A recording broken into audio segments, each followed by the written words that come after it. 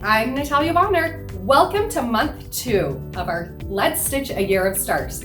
Today we are going to be stitching the Dandy Star. I love this block. It quilted out so cute. Now, before I actually get stitching, I do want to remind you, we do have a companion calendar to this stitch along. We also have a companion piecing workbook. I am stitching all of my designs out here on a custom panel that is available for purchase through Honest Fabric. However, if you want to piece your own blocks, we do have a piecing workbook that's also available over on our website, pieceandquilt.com. Now, the batting that I am using in this panel is one layer of the Quilters Dream Poly Deluxe. I love the way that batting quilts out. So that's what we'll be using here today.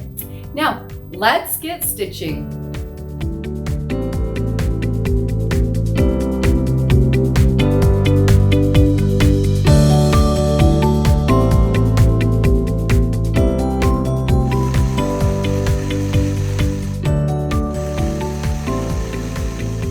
I'll start out by using my mini 4-in-1 machine quilting ruler and stitching in the ditch all the way around the outside of my quilt block. I'm going to be doing all of my stitching on a Gamel 22-inch machine, and I do have my stitch length set at 12 stitches per inch, and I also have it set so that every time I stop, my needle is in the down position.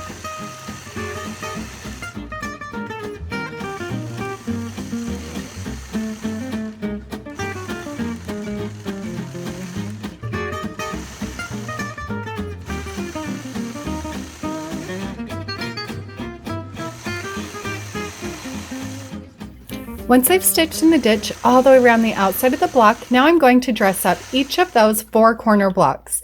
This is something that you could do as you are stitching along, stitching in the ditch around the outside.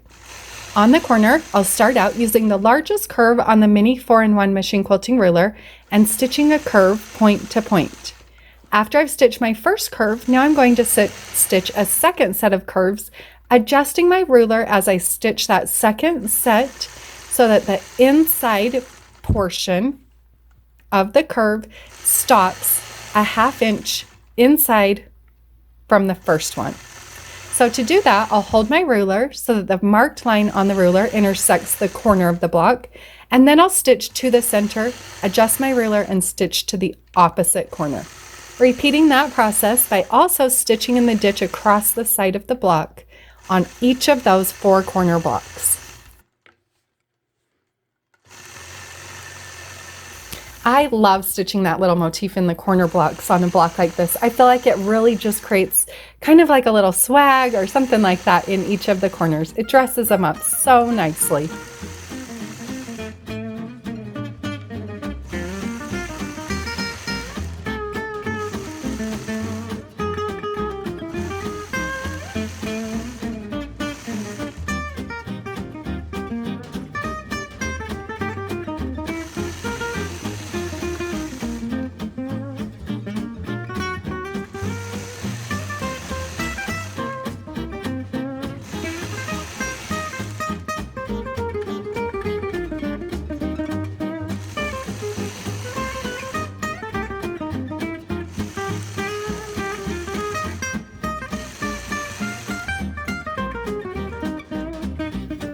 Once I've stitched that design on each of the 4 corners, I am actually going to stop, cut my threads, and move to the center. This isn't something I do all that often, but I do want to start out working on the center and adding some echo stitches there.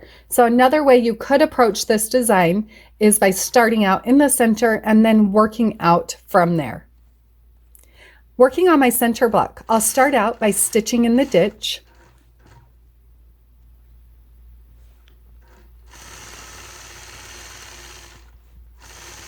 Around the outside of that center light pink block.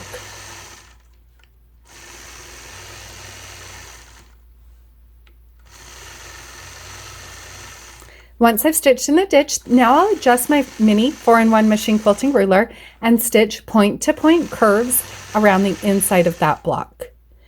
But when I get to the second curve, I'm going to stop, adjust my ruler, and like that swag I stitched in the corners, I'll repeat that process coming back to where I started.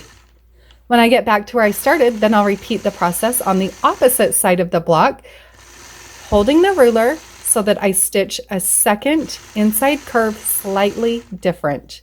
Once I've stitched those point to point curves, then I'm going to go back through and fill in the center of that design with some figure eights, starting out small, getting larger as I get to the center, and then small again as I work my way to the outside.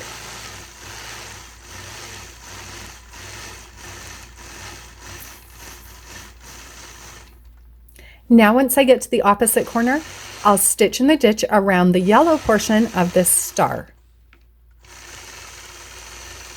Anytime you do stitch in the ditch work, or really any machine quilting with rulers, you'll want to hold your machine quilting ruler so that it's 1/4 inch away from where you want your stitch line. This ruler, the mini 4-in-1 machine quilting ruler that I'm using here, I am eyeballing where my stitch line will be. I also have a mini inside out machine quilting ruler and an inside out machine quilting ruler that have notches on those. You can line those notches up and they'll help you keep your lines even straighter and maybe help a little bit with your stitch in the ditch work. Once I have stitched in the ditch around the outside of that star, I'll travel back along my stitch line 1/4 inch. Now I'm going to go right into an echo stitch. So I'm going to add an echo stitch all the way around the outside of this yellow star, holding my machine quilting ruler so the side of the ruler, the straight side, is right along the outside of my quilt block, or of the star portion of the block.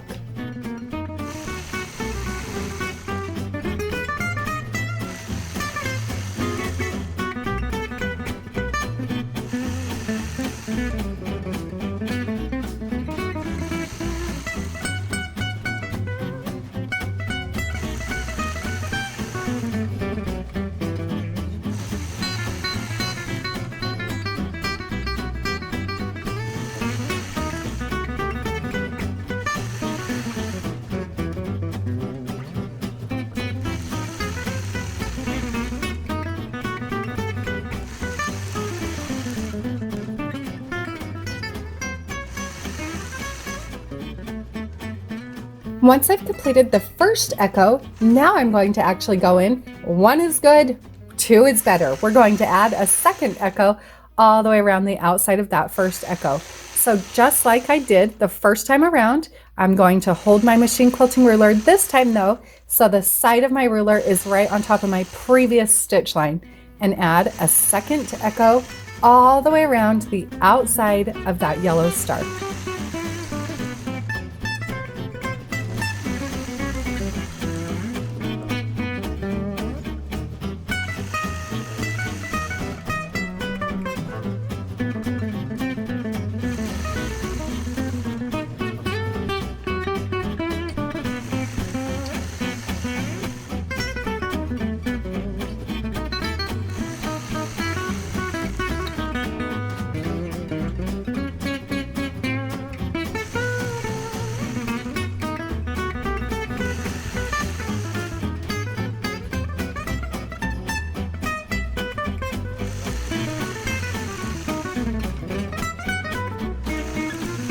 Once I've stitched that second echo all the way around the outside, now I'm ready to start adding a little bit more.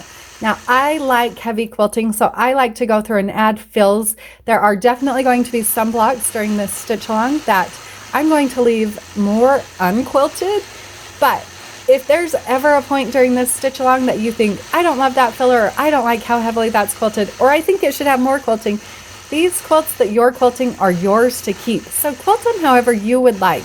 However, because I do love such heavy quilting, I'm going to dress this up even more. I'm going to fill in the remaining amount of that background space with some pebbles. This is a playful pebble. I like to call it the double or the triple or something like that.